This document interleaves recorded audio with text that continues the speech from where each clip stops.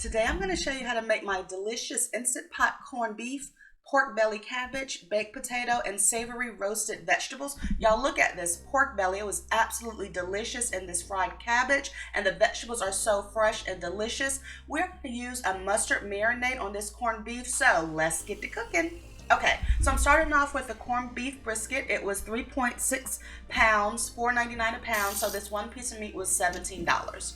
First thing I'm going to do is, of course, give it a wash. You can see the fat cap on it and the beautiful meat underneath it. All of that is going to be delicious flavor. We're going to add more flavor to our Instant Pot using these seasonings, including beer, dried seasonings, and mustard. There are going to be a few things we do today to make sure we infuse the most flavor into this meal. The first thing is I'm going to take my knife to cut a few holes into the meat side of our corned beef. This way I can make sure my seasonings get all the way through to the inside of the meat for the most flavor. I hate when meat just have flavor on the outside but not the inside. This is a seasoning packet that came with it that I'm not using. Sometimes it has a seasoning in it that I don't like fennel or star anise, so I use my own pickle and spice. These ingredients are delicious. It includes cinnamon, allspice, mustard seed, bay, clove, ginger, all the stuff I like. So feel free to add your own seasonings. You could add extra ground allspice as well as your own mustard seed. You can really go as crazy or traditional as you want with your seasonings because it's your food, right? So I'm going to add my mustard to my meat, which is going to help tenderize it and flavor it. Then I'm adding my pickling spice and some no salt. So my corned beef does not come out salty. It never does. Maybe the seasoning pack that comes with it contains sodium. I don't know because I don't use that. I am adding black pepper, and you know I'm going to add me some onion powder and garlic powder as well. If you have minced garlic, you could add that, but I'm just using the garlic powder. It will be delicious. So once I have my dried seasonings mixed with my mustard, I'm just going to give it all a rub. Mustard contains vinegar in it, so that's a natural tenderizer. You'll notice that I am making sure that I push my mustard marinade into the few holes that I cut onto the meat side.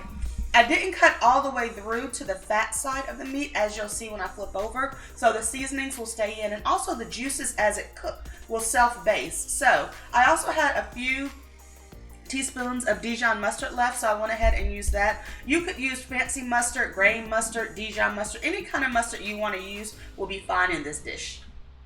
And so I'm adding more seasoning to the fat side. Now in my Instant Pot, I'm using my favorite beer, which is India Pale Ale. You could use any beer you like. A lot of people use Guinness. I personally don't like the taste of that. It's too strong. I also use Jamaican Red Stripe, I think it's called, because I like that beer. Just any beer that isn't light. You want something with a good flavor. So to my one beer, I'm also adding unsalted beef stock, just about a cup. If you have chicken stock, you can use that, or you could use water.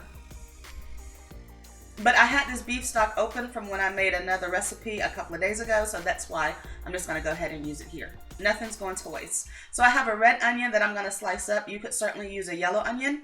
And I'm also making sure that I season my liquid in my pot. So we season every level before we cook.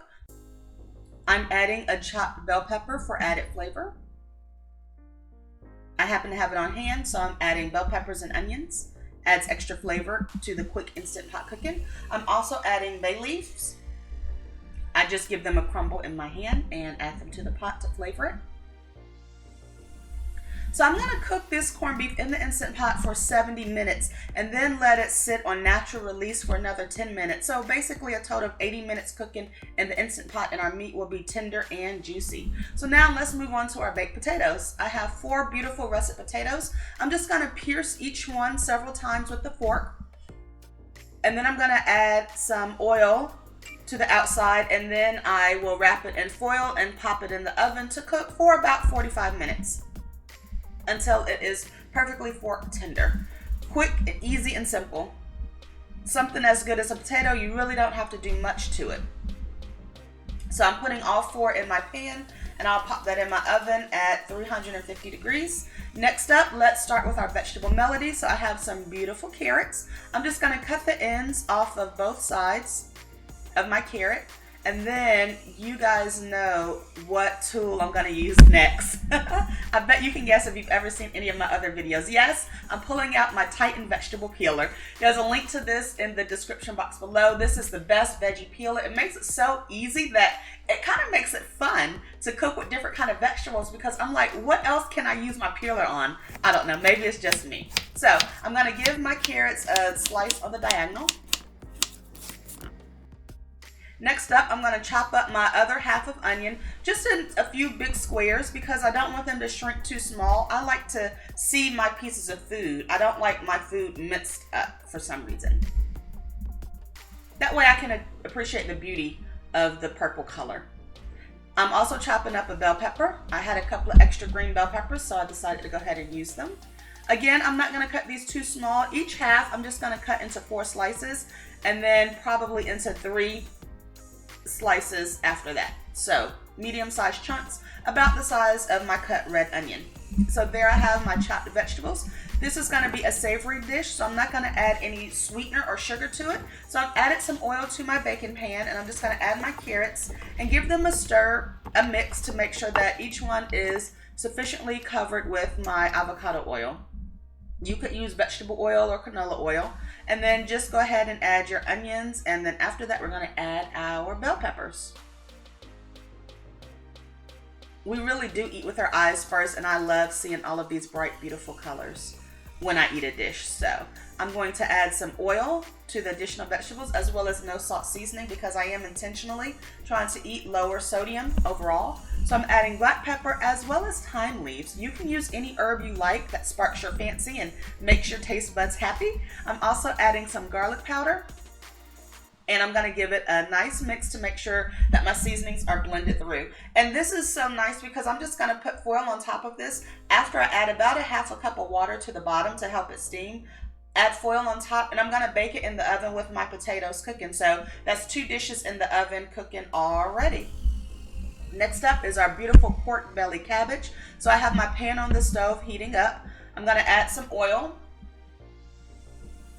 because I don't want my pork belly to burn or stick. So it will render a lot of fat, and it will just mix in with the oil and add it into the pan. Y'all, look at how thick and juicy this pork belly looks. You can certainly use bacon or fat back if you choose to, but I had this pork belly in my freezer, so I decided to use it. Next up, I have green cabbage, and cabbage is definitely healthy for you. Well, maybe before you add bacon and pork belly to it, but it is a healthy vegetable.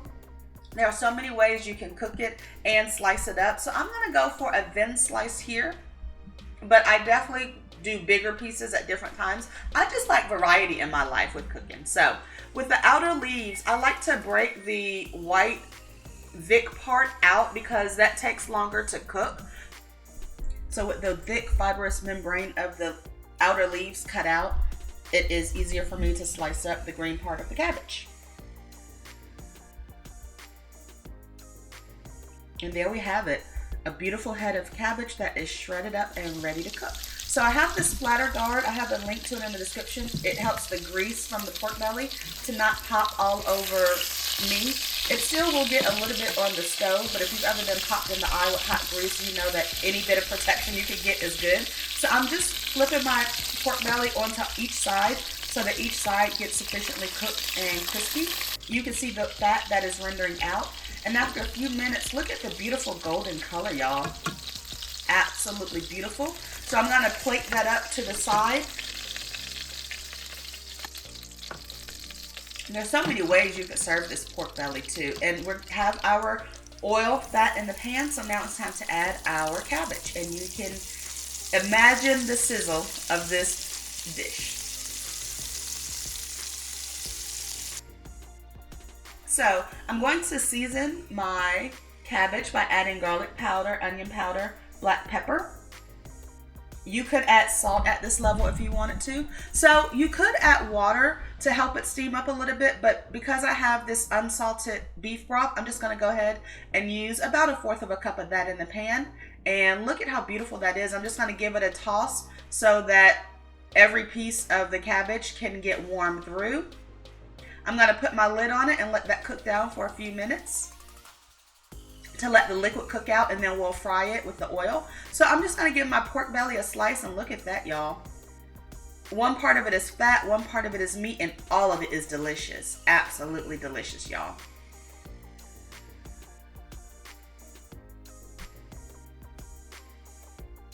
So now that my cabbage has been cooking down, I'm going to take my lid off of it and add in some of the sliced pieces of pork belly to help that fat and flavor render out even more into our cabbage dish. So give it a gentle mix.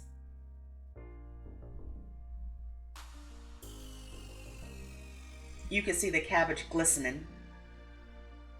Okay, so now that our cabbage has been cooking, it is time to check our corned beef in the Instant Pot. So I make sure that it has been on venting, and I want to just give it a test with my fork to see how tender it is, because what I don't want to do is overcook it. So with my fork, I'm just seeing how easy it breaks apart, and it does break apart, but I want it to be a little bit more tender. So 70 minutes cooking isn't enough, so I'm going to put it back on to keep warm for another 10 minutes. So that'll be a total of 80 minutes in the hot cooking liquid. Now in my cabbage, a secret ingredient I like to add is liquid smoke. It adds a nice flavor profile.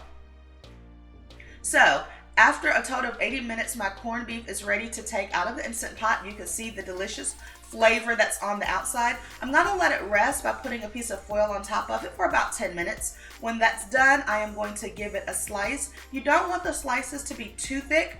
Just be sure to cut against the grain. So if you see the lines going the long way horizontally, then you want to cut vertically up and down like I'm doing here. That's what it means to cut against the grain, so that it will be tender and juicy. Look at how beautiful that is. You can see the steam and all of that mustard flavor and the seasonings. This is absolutely delicious. I could eat this every month of the year, not just March, but I went ahead and plated it up, and I'm adding some of the Instant Pot juices to the meat to keep it seasoned and moist. I have my roasted vegetables and my pork belly cabbage in bowls in the back, and this was an absolutely delicious and easy meal that you could prepare any night of the week. Oh, and I pulled my baked potato out of the oven, and I added salt, pepper, and butter. Thank you for watching my video. Please subscribe to my channel and share my videos with anyone that you think will be interested in my recipes. Thank you.